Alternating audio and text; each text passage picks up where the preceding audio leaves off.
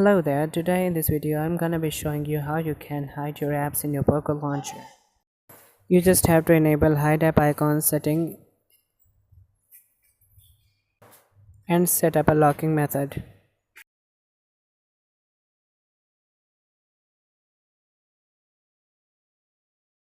Now swipe right 2 times in the app drawer to access your hidden apps. Now tap on the edit icon in the top right corner and choose the apps you wanna hide.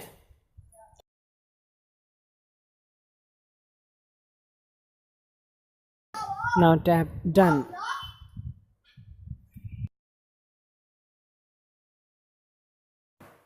Now those apps have been disappeared from your app drawer. But you can access them by swiping right 2 times.